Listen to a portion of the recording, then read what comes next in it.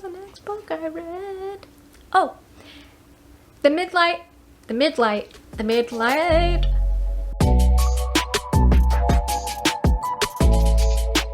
Hi everyone, and welcome back to Big City Bee. I'm Bee, for those of you who are just joining me for the first time. If you're new here, I would appreciate it if you would consider hitting that subscribe button and bell to be notified when my next videos are coming out. Alrighty, let's get started. So for the month of February, I thought I was gonna be in a reading slump so bad, right? I called it. If you remember my January wrap up, I definitely called that I was gonna be in a reading slump this month. Let's run through the books that I was able to read in February. Cemetery Boys by Aiden Thomas. 3 Honeypots. Turtles All the Way Down by John Green. 3 Honeypots. Salt Slow by Julia Armfield. 4 Honeypots. The Midnight Library by Matt Haig. 4 Honeypots. And lastly, Snapdragon by Kat Leyh. 4 Honeypots. All of these books I will be releasing reviews on in times to come. So in each of those, I will dive in further to the specifics of what I liked and didn't like about each book. But here I'm gonna give you the little general rundown. So Cemetery Boys by Aiden Thomas.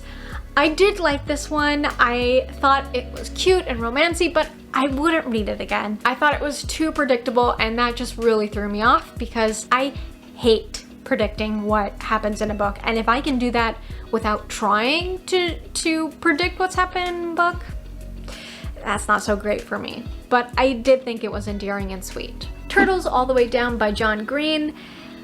Oh, this was my first John Green book, and I didn't get it. I don't understand what the hype is around John Green, but also I feel like this maybe was not the best John Green book to start out with because it had a pretty average review on Goodreads. If you have a better recommendation of a John Green book that I should read, let me know down in the comments. Salt Slow by Julia Armfield. This one I have to give credit to Max from Max Reads. His channel will be linked down below, but I had asked on Twitter for a short story collection to get me out of the reading slump that I went into after reading Turtles All the Way Down, and he suggested this book and I really enjoyed it.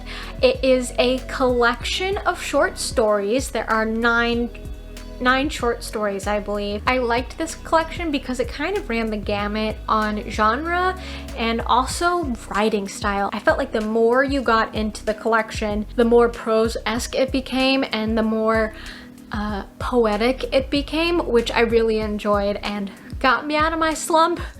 Thank goodness, 2 days before February ended. So thanks, Max. The Midnight Library by Matt Haig. This one, I wasn't actually planning to read this month. I thought I was going to be on the waitlist forever for it on Libby, and it actually, after I finished Salt Slow, it just popped up and said it was ready, and I was like, oh my gosh, maybe I'll read a current book for once when it's current.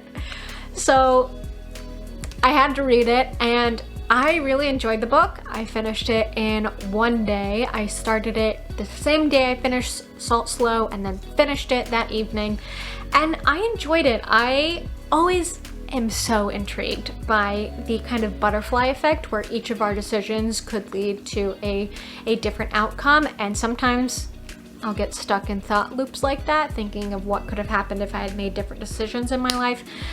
So reading about this in a book was just really fantastic and lovely. Snapdragon by Kat Leyh. This one I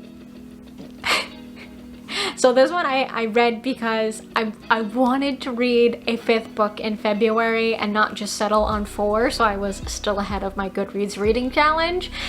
And I thought, you know what? I'm feeling in a really light mood, graphic novel, that'd be really great. And on Libby, I had saved this one.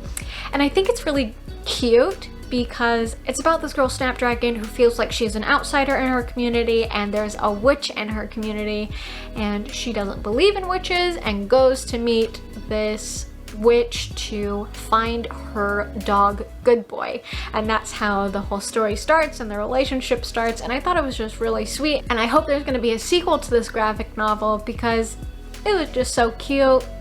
And I want to see more of their adventures. So that gives you a really broad, general wrap-up of the books that I read for February. That I did notice a fair share of LGBTQ representation in the books that I read this month, with The Cemetery Boys, Salt Slow, and finally with Snapdragon, which I enjoy. I think that's great that it's becoming prevalent, and now it's not something that I'm actively searching for. It's just things that are coming to me based on books that I'm interested in reading about, which is lovely. Also, the unifying kind of thread that I would say all of these books had in common was a message of accepting your life for what it is, making the best of it, and being true to yourself and enjoying the life that you're living. That seemed to be a common thread between all 5 of these books, which was really nice because, you know, January can get a lot of people down and feeling kind of depressed, and